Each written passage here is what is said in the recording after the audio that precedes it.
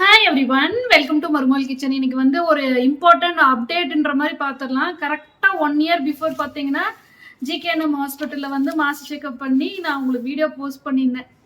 அதுக்கு வந்து நிறைய சப்போர்ட் பண்ணியிருந்தீங்க. நிறைய சப்ஸ்கிரைபர்ஸ் எனக்கு அந்த வீடியோக்கு மோர் தென் 1000 சப்ஸ்கிரைபர்ஸ் கொடுத்த ஒரு வீடியோ. அப்போது ஹெல்த் வைஸாக நிறைய இன்ஃபர்மேஷன் வந்து தெரியறது இல்லை அப்படின்றது எனக்கு அந்த வீடியோ மூலமாக தெரிய வந்துச்சு. ஸோ இந்த பேசிக்காக இருக்கிற இன்ஃபர்மேஷன்ஸே நிறைய பேத்துக்கு தெரியறது இல்லை.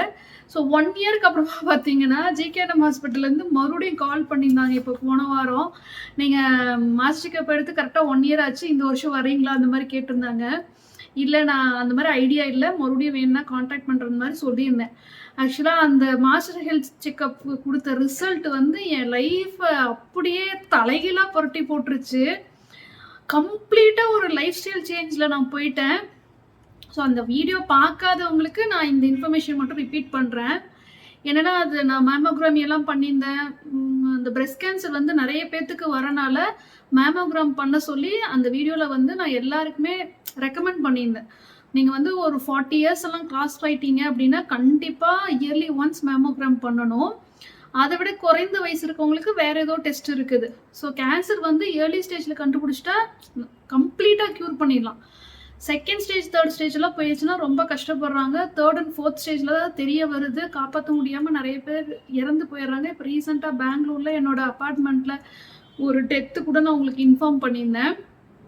ஸோ அப்போது எனக்கு டெஸ்ட் பண்ணப்போ எனக்கு வந்து மெயின் பிரச்சனை என்ன இருந்ததுன்னா B12 அண்ட் D லெவல் ரொம்ப கம்மியாக இருந்தது.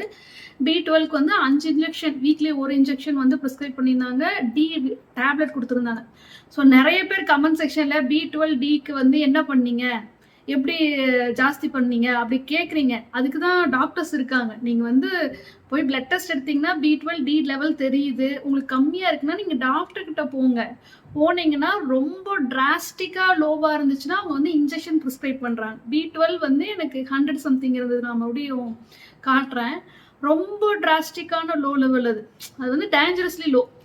டி வந்து ஒரு அளவுக்கு லோவாக இருந்ததுனால டிக்கு டேப்லெட் கொடுத்துருந்தாங்க. ஸோ இதுலேயே உங்களுக்கு தெரியும், ரொம்ப டேஞ்சரஸ் லெவலில் போகும்போது நமக்கு இன்ஜெக்ஷன் ப்ரிஸ்கிரைப் பண்ணுறாங்க. ஒரு அளவுக்கு பரவாயில்ல அப்படின்ற லோவில் இருக்குன்னா டேப்லெட் கொடுக்குறாங்க நமக்கு லெவலை ஜாஸ்தி பண்ணுறதுக்கு. இது வந்து பேசிக்காக தெரிய வேண்டியது.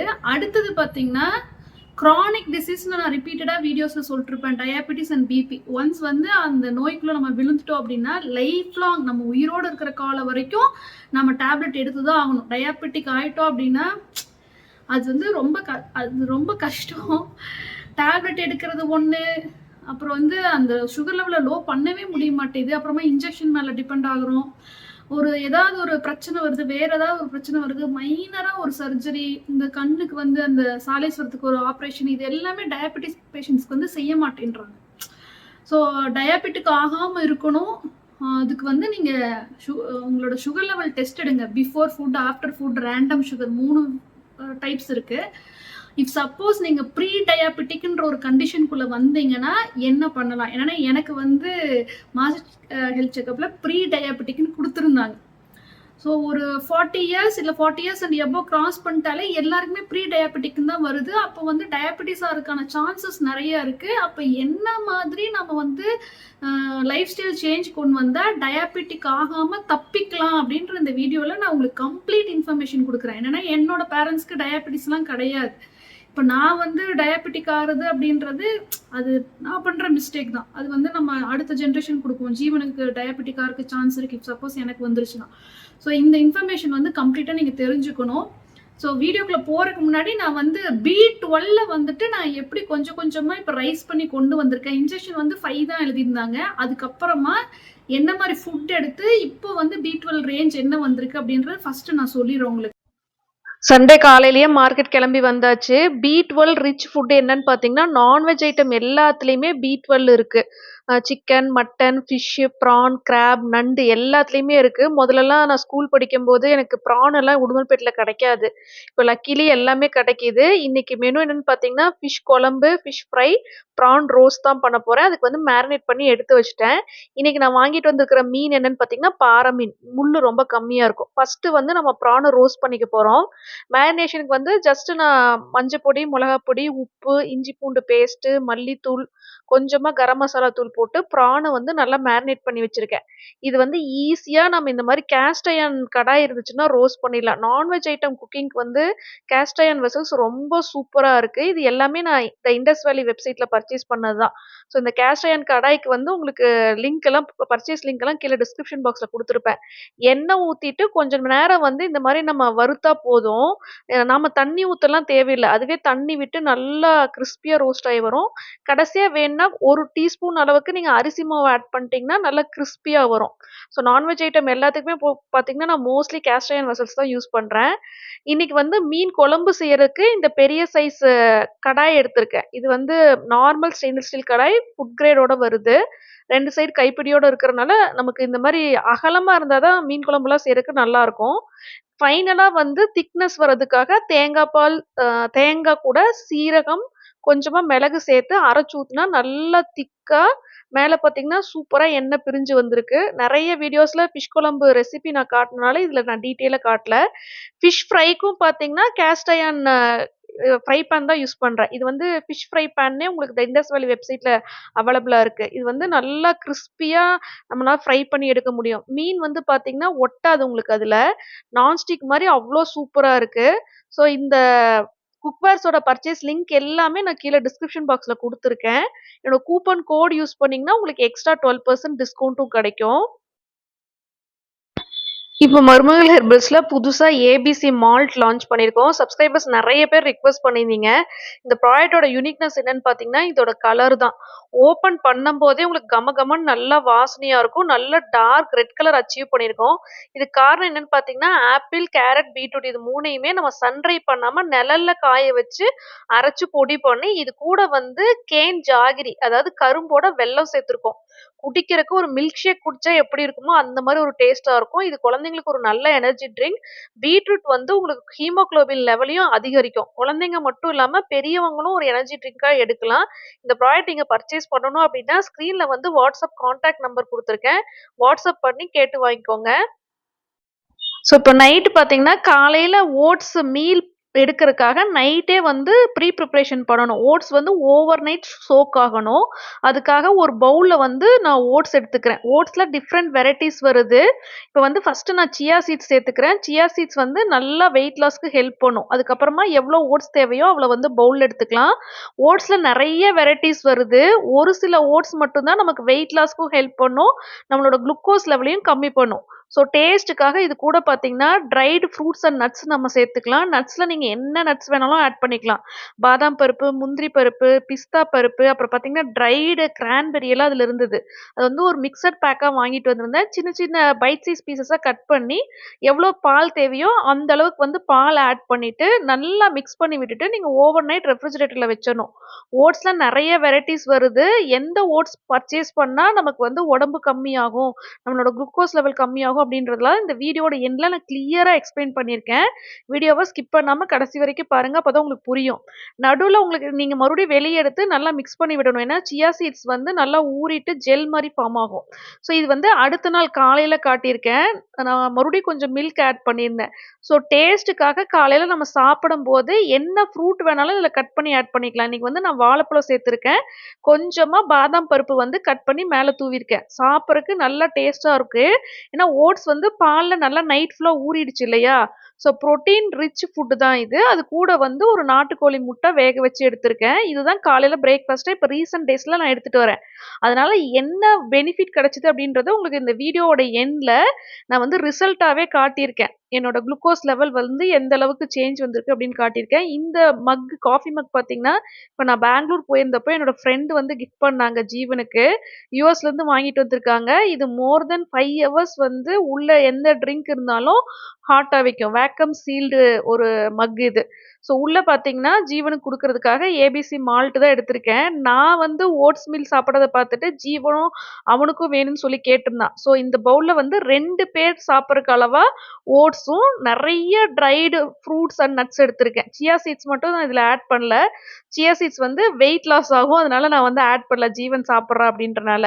ஸோ பார்த்தீங்கன்னா, இதுல ஏபிசி மால்ட் வந்து மிக்ஸ் பண்ணி வேக்கம் சீல் பண்ணி வச்சுருவேன். ஜீவன் இன்னும் ஸ்கூல்லேருந்து வரல. அவன் வரக்கு இன்னொரு 1 ஹவர் ஆகும். ஸோ அது அப்படியே ஹாட்டாவே இருக்கும். நான் எங்கேயா வெளிய கிளம்புறேன் அப்படின்னாலாம் இந்த மாரி பண்ணிக்கலாம்னு சொல்லிட்டு மக் வந்து எடுத்துட்டு வந்திருந்தேன். இல்ல லேட் நைட் அவன் படிப்பான் எக்ஸாம் டைம்ல. அப்போ காஃபி, டீ எல்லாம் போட்டு குடுத்துடலாம் அப்படின்னு தான். ஒரு கம்ப்ளீட்டான நியூட்ரிஷனல் வேல்யூ இருக்கிற ஒரு ஃபுட் எடுக்கணும் அப்படின்னா, இந்த ஓட் மீல் நீங்க தாராளமா ட்ரை பண்ணலாம். கூட ஒரு நாட்டுக்கோழி முட்டை வேக வச்சு குடுத்துட்டு, ஒரு ஏபிசி ட்ரிங்க் மிக்ஸ் பண்ணி குடுத்தீங்க அப்படின்னா, பெரியவங்க, குழந்தைங்க எல்லாருமே தாராளமா பிரேக்ஃபாஸ்ட்க்கு வந்து இது எடுத்துக்கலாம். இது லாஸ்ட் இயர் ஜிகேஎன்எம் ஹாஸ்பிட்டல்ல குடுத்த ரிப்போர்ட். அதுல பார்த்தீங்கன்னா, B12 வந்து 101 தான் இருக்கு. மினிமமே உங்களுக்கு 400 அட்லீஸ்ட் 300ஆவது இருக்கணும். ஸோ அப்போ வந்து ரொம்ப டேஞ்சரஸ்லி லோ. இது வந்து ரீடிங் பார்த்துட்டு டாக்டர்ஸே ஷாக் ஆயிட்டு தான் எனக்கு வந்து 5 இன்ஜெக்ஷன் எழுதியிருந்தாங்க வீக்லி ஒன்ஸ். டி வந்து விட்டமின் டி வந்து 20 இருக்கணும் மினிமம். எனக்கு 17.9 18 இருந்தனால எனக்கு வந்து டேப்லெட் தான் ப்ரிஸ்கிரைப் பண்ணியிருந்தாங்க. அப்போ பார்த்தீங்கன்னா, குளுக்கோஸ் லெவல் ஃபுட்டுக்கு அப்புறமா ஃபுட்டு சாப்பிட்டு 1.5 மணி நேரத்தில் பிளட் டெஸ்ட் பண்ணுவாங்க. அது வந்து எனக்கு இப்போது May 3, 2025 143 வந்திருக்கு. 143ன்றது வந்து ப்ரீ டயாபெட்டிக்னு சொல்லுவாங்க. நம்ம எப்போ வேணால் டயாபெட்டிக் பேஷண்ட்டாக மாறலான்ற மாதிரி ஒரு ரிப்போர்ட் எனக்கு வந்தனால தான் இவ்வளோ லைஃப் ஸ்டைல் சேஞ்சஸ் வந்து நான் கொண்டு வந்தேன். ஸோ இது வந்து என்னோட ரீசன்ட் ரிப்போர்ட். 2 நாள் முன்னாடி B12 டெஸ்ட் பண்ணேன். 336 வந்திருக்கு. ஆக்சுவலாக 400ஆவது இருந்துச்சுன்னா நமக்கு பரவாயில்ல. ஸோ இன்னுமே நான் B12 ரிச் ஃபுட் வந்து எடுத்துக்கிட்டே தான் இருக்கணும்.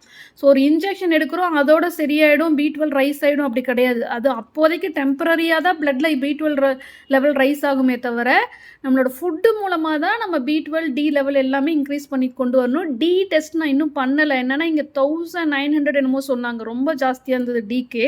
நான் வேற எங்கேயாவது டெஸ்ட் பண்ணிட்டு உங்களுக்கு அதுவும் அப்டேட் பண்ணுறேன். ஸோ இது வந்து பார்த்தீங்கன்னா 2 days பிஃபோர் நான் எடுத்த குளுக்கோஸ் டெஸ்ட் இங்கே பக்கத்தில் லேபில். ரேண்டம் சுகர் வந்து எனக்கு ஜஸ்ட்டு 79.2 தான் வந்திருக்கு. ஃபுட்டு சாப்பிட்டு 1.5 மணி நேரத்தில் எடுக்கிற அந்த டெஸ்ட் ரிப்போர்ட் வந்து நான் உங்களுக்கு ஸ்க்ரீன்ஷாட் அட்டாச் பண்ணுறேன். அது வந்து 123 24 வந்துருந்துச்சு எனக்கு. ஸோ இது வந்து ஆஃப்டர் ஃபுட்டு எனக்கு எடுத்த டெஸ்ட். சாப்பிட்டு 1.5 மணி நேரத்தில் குளுக்கோஸ் லெவல் பார்த்தீங்கன்னா 124 தான்.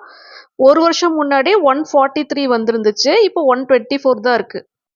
இந்த டயட் சார்ட் பார்த்தீங்கன்னா, டயட்டீஷியன் எனக்கு அப்போது ஜிகேஎன்எம் ஹாஸ்பிட்டலில் கொடுத்துருந்தது. இந்த டயட் சார்ட் வந்து உண்மையாகவே வெயிட் லாஸ்க்கு ரொம்ப எனக்கு ஹெல்ப் பண்ணுச்சு. நான் சுகர் குவிட் பண்ணது இல்லாமல் நிறைய ஐட்டம்ஸ் வந்து குவிட் பண்ணியிருந்தேன். ஆக்சுவலாக அவுட் சைட் ஃபுட்டு அதிகமாக சாப்பிட்றத விட்டுருந்தேன். ஸ்நாக்ஸு, அந்த பேக்கரி ஐட்டம்ஸ், சுகர் வச்சு பண்ணுறது எல்லாத்தையுமே குவிட் பண்ணியிருந்தேன். இப்போ நியர்லி எனக்கு தெரிஞ்ச அப்ராக்சிமேட்லி 9 kg கம்மி ஆயிட்டேன். ஒரு ஸ்டேஜில் பார்த்தீங்கன்னா, ஒரு வெயிட்டில் வந்து அப்படியே ஒரு 6 மாதமாக நிற்கிது. மறுபடியும் ஒரு 2 kg கம்மி பண்ணணும் அப்படின்னு நான் ட்ரை பண்ணுறேன். ஆனால் வந்துட்டு முடியல. ஸோ அதுக்கு தான் இப்போ மறுபடியும் பார்த்தீங்கன்னா, வேறு ஃபுட்டெல்லாம் மாற்றிருக்கேன். இன்னொரு 2 kg கம்மி பண்ணுறதுக்கு. இந்த டயட் சார்ட் வந்து உங்களுக்கு நான் ஃப்ரீயாக பார்த்தீங்கன்னா, வெயிட் லாஸ் பவுடர் நீங்கள் மருமகள் ஹெர்பல்ஸில் பர்ச்சேஸ் பண்ணிங்கன்னா, உங்களுக்கு டயட் சார்ட் வந்து ஃப்ரீயாக சென்ட் பண்ணிருக்கேன். ஒரு விஷயம், அந்த வெயிட் லாஸ் பவுடர் பற்றி எனக்கு அவ்வளோ சூப்பர் ஃபீட்பேக் பார்த்தீங்கன்னா, எனக்கு மெயிலில் சென்ட் பண்ணியிருந்தாங்க. அவங்க வந்து before picture after picture send பண்ணியிருந்தாங்க. அவ்வளோ ஷாக்காக இருந்தது. 2 குழந்தைங்க சிசேரியன், டம்மி வந்து ரொம்ப பெருசாக இருக்குது. எனக்கு வந்து பாடி மீடியம் லெவலில் இருந்தாலும் டம்மி சைஸ் மட்டும் பெருசாக இருக்குதுன்னு சொல்லிட்டு தான் நான் உங்கள் ப்ராடக்ட் பர்ச்சேஸ் பண்ண உங்களை ட்ரஸ்ட் பண்ணி, நீங்கள் சொன்ன மாதிரியே பார்த்தீங்கன்னா வீக்லி ட்வைஸ் வந்து நைட்டு டின்னருக்கு பதிலாக இதை வந்து கஞ்சியாக குடிச்சிட்டு வந்தேன். ஒரு 3 monthsக்கு அப்புறமா பிக்சர் எடுத்து சென்ட் பண்ணியிருக்காங்க. அவ்வளோ டிஃப்ரென்ஸு. அவங்க வந்து எனக்கு பிக்சரை சோஷியல் மீடியாவில் ஷேர் பண்ண வேண்டாம்னு சொல்லியிருந்தாங்க. ஸோ அதனால் நான் ஷேர் பண்ணல. பட் ரொம்ப ஹாப்பியாக இருக்குது. இதில் வந்து பார்த்திங்கன்னா, கருப்பு கவுனி அரிசி, கொள்ளு, முளைக்கட்டின பாசிப்பயிறு தான் மெயின் இன்க்ரீடியன்ஸ். உங்களுக்கு நல்ல டேஸ்ட்டாக இருக்கும் சாப்பிட்றதுக்கு. இது டேஸ்ட்டாக இருக்குன்னே ஃபீட்பேக்லாம் வந்திருக்கு. கேட்லாகில் வந்து கஸ்டமர் ஃபீட்பேக்லாம் நான் அட்டாச் பண்ணியிருக்கேன், நீங்கள் செக் பண்ணிக்கலாம். ஸோ வெயிட் லாஸ் பண்ணணும்னு நினைக்கிறவங்க அந்த ப்ராடக்ட் வேணால் பர்ச்சேஸ் பண்ணிக்கோங்க. ஸ்க்ரீனில் நம்பர் கொடுக்குறேன். உங்களுக்கு இந்த டயட் சார்ட்டும் அதுக்கப்புறமா நான் ஃப்ரீயாக எல்லாருக்கும் சென்ட் பண்ண ஆரம்பித்தேன். ஏன்னா அவ்வளோ யூஸ்ஃபுல்லான ஒரு டயட் சார்ட். இதில் வந்து என்ன நம்ம சாப்பிடக்கூடாது அப்படின்றத பார்த்து வச்சுட்டு அதை அவாய்ட் பண்ணாலே போதும். நமக்கு ஈஸியாக வெயிட் லாஸ் ஆகுது. இன்னொரு விஷயம், பிளட் ப்ரெஷரும் பார்த்தீங்கன்னா எனக்கு வந்து பிபி இருக்குன்ற மாதிரி தான் அந்த ரிப்போர்ட்டில் வந்திருந்தது. காலையில் சாப்பிடாம போய் உட்காந்து நம்ம பிபி மெஷர் பண்ணாங்கன்னா ஜாஸ்தியாக தான் வருது. அதுக்கப்புறமா இந்த உண்மைப்பேட்டில் நான் 3 டாக்டர்ஸ்கிட்ட கன்சல்ட் பண்ணிட்டேன்.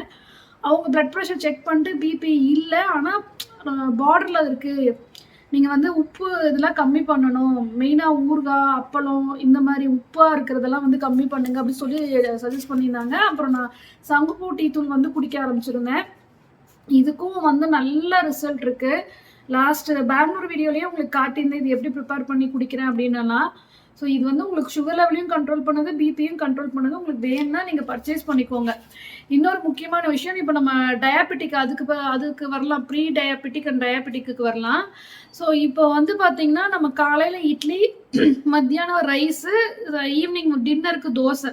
இப்போ 3 வேளையுமே ரைஸ் வச்சு சாப்பிடும்போது கண்டிப்பாக அந்த ப்ரீ டயாபெட்டிக்ன்ற ரிசல்ட் தான் நமக்கு வருது எடுக்கும்போது.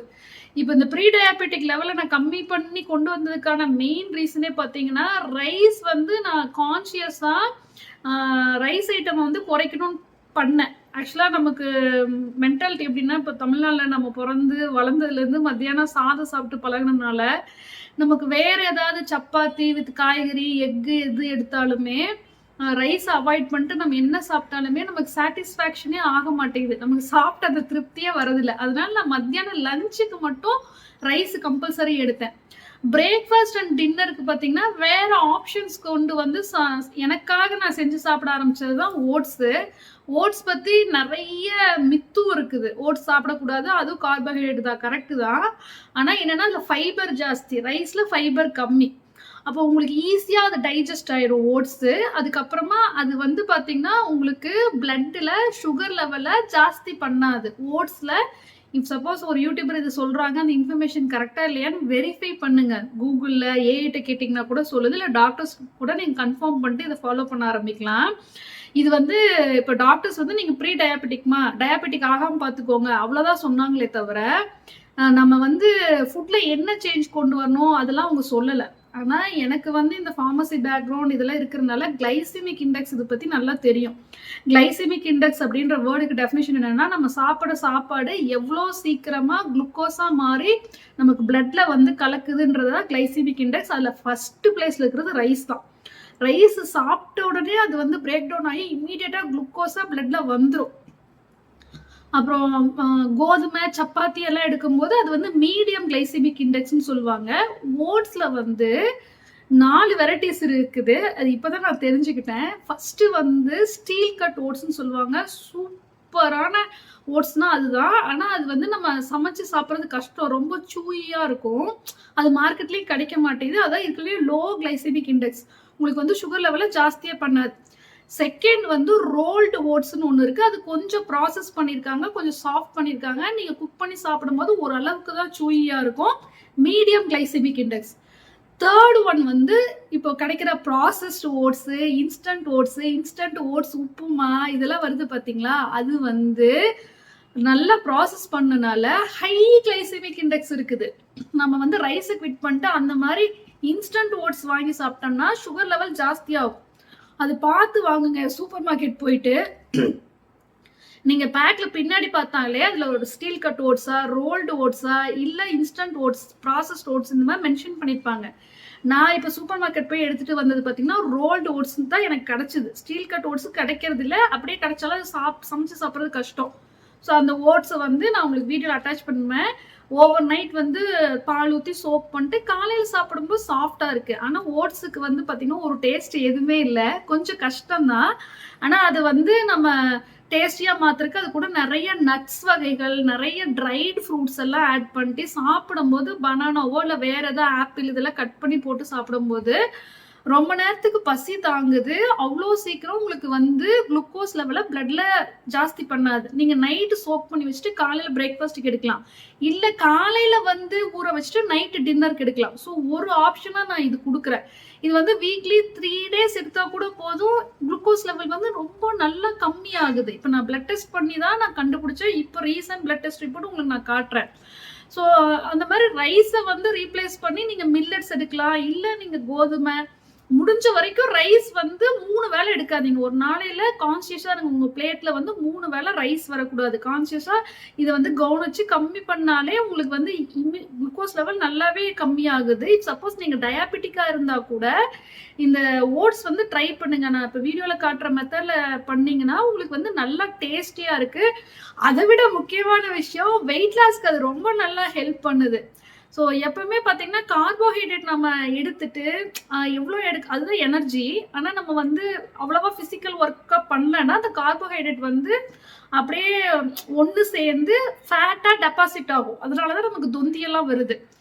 நம்ம வந்து ப்ரோட்டீன்ஸாக பார்த்து சாப்பிட்டோம்னா ப்ரோட்டீன் வந்து ப்ரோட்டீனாக மட்டும்தான் இருக்கும். அது வந்து மசில் மாசு, உங்களுக்கு வந்து ஸ்ட்ரென்த்துக்கு, ஸ்டாமினா, ரெசிஸ்டன்ஸ், நோய் எதிர்ப்பு சக்தி, இதெல்லாம் பார்த்தீங்கன்னா ப்ரோட்டீன், விட்டமின்ஸ் அண்ட் மினரல்ஸில் தான் நமக்கு கிடைக்குது. அதனால முடிஞ்ச வரைக்கும் தட்டில் வந்து ப்ரோட்டீன் நிறைய இருக்கிற மாதிரியும் கார்போஹைட்ரேட் ஓரளவுக்கு இருந்தால் போதும். ஏன்னா அதுதான் எனர்ஜி கிவிங் ஃபுட்டு. நம்ம ஒரு சில நாள் லேட்டாக சாப்பிடுவோம், இல்லை நம்ம விரதம்லாம் இருக்கிற அன்னைக்கு எப்படி நமக்கு எனர்ஜி கிடைக்குதுன்னா ஏற்கனவே ஃபேட்டாக டெபாசிட் ஆயிருக்கு பார்த்தீங்களா, அது வந்து பிரேக் டவுன் ஆகி கார்போஹைட்ரேட்டாக கன்வெர்ட் ஆகிட்டு குளுக்கோஸ் தான் நமக்கு எனர்ஜி கொடுக்குது. இது வந்து பேசிக் இன்ஃபர்மேஷன் தெரிஞ்சுக்கோங்க. ஸோ கார்போஹைட்ரேட் நம்ம வந்து ஃபிசிக்கல் ஒர்க் பண்ணலைன்னா ஃபேட்டாக டெபாசிட் ஆகும்.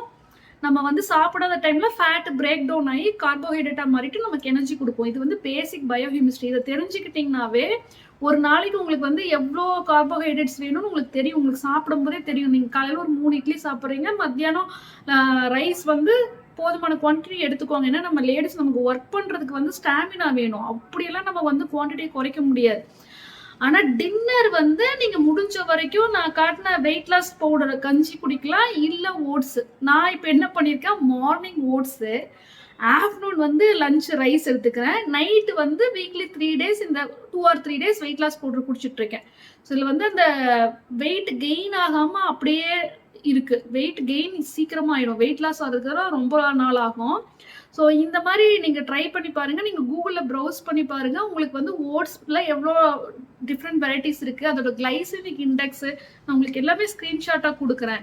அதை வந்து ரைஸ் கூட கம்பேர் பண்ணி பாருங்கள். எதுக்கு வந்து ஹையஸ்ட் கிளைசமிக் இண்டெக்ஸ் வந்து ரைஸ்க்கு தான் இருக்குது. ஸோ இந்த இன்ஃபர்மேஷன் நான் உங்களுக்கு வீடியோவில் கண்டிப்பாக கொடுக்கணும்னு நினச்சேன். ஏன்னா மோர் தென் 50% ஆஃப் த பாப்புலேஷன் பார்த்தீங்கன்னா எய்தர் டயாபெட்டிக்காக இருக்காங்க, இல்லைன்னா ப்ரீ டயாபெட்டிக் கேட்டகரிக்கு வராங்க. என்னோட ஏஜ் வந்து நிறைய பேர் கேட்டே இருந்தீங்க. ஆக்சுவலாக நான் 40 இயர்ஸ் கிராஸ் பண்ணிட்டேன். 40 இயர்ஸ் கிராஸ் பண்ணனால தான் எனக்கு மேமோகிராம் டெஸ்ட் எடுத்திருந்தாங்க போன வருஷம். ஸோ 40 இயர்ஸ் கிராஸ் பண்ணியதுனாலே உங்களுக்கு வந்து ப்ரீ டயாபெட்டிக்னு ரிப்போர்ட்டே வருது. ஸோ நீங்கள் வந்து 35 இயர்ஸ் அண்ட் எபோ இல்லை 40 கிட்ட இருக்கீங்க, 40 கிராஸ் பண்ணிட்டீங்கன்னா தயவு செஞ்சு பிளட் டெஸ்ட் எடுங்க. மெயினாக குளுக்கோஸ் லெவல் பாருங்கள், விட்டமின் டி பாருங்கள், விட்டமின் B12 பாருங்கள். இது 3 ரொம்ப முக்கியம். பிபி அண்ட் டயாபெட்டிஸ் வராமல் பார்த்துக்கோங்க. இது வந்து நம்மளோட ஹெல்த்துக்கு நல்லது. நாம வீட்டில் அத்தனை பேத்துக்கு சமைச்சு அவ்வளோ இதாக கேர் எடுத்து எல்லாரையும் பார்த்துப்போம். நம்ம ஹஸ்பண்டா குழந்தைங்களெல்லாம் பார்த்துக்குவோம். ஆனால் நமக்கு ஏதாவது ஒன்றுனா நாம தான் நம்மளை பார்த்துக்கணும். யாரும் நம்மளை பார்த்துக்க மாட்டாங்க. அதுக்காக சொல்கிறேன் நான், லேடிஸ் கண்டிப்பாக இந்த வீடியோவில் இருக்கிற இன்ஃபர்மேஷன் வந்து உங்களுக்கு யூஸ்ஃபுல்லாக இருக்குது அப்படின்ற பட்சத்தில் கண்டிப்பாக இந்த வீடியோக்கு லைக் பண்ணுங்கள். அப்போ தான் எனக்கு வந்து இந்த மாதிரி அப்டேட்ஸ் வந்து கொடுத்தா உங்களுக்கு யூஸ்ஃபுல்லாக இருக்குன்னு சொல்லிட்டு என்னால் வீடியோ போஸ்ட் பண்ண முடியும். என்னன்னா வீடியோக்கு லைக்ஸ் வந்து கம்மியாக வருது. பார்க்குறீங்க ஆனால் லைக் பண்ண மாட்டேன்றீங்க. என்ன கண்டென்ட் உங்களுக்கு பிடிக்குதுன்னு எனக்கு தெரியுதில்ல. அதனால் இந்த மாதிரி கண்டென்ட் உங்களுக்கு பிடிச்சிருக்கு அப்படின்னா நீங்கள் வீடியோக்கு லைக் பண்ணுங்கள்.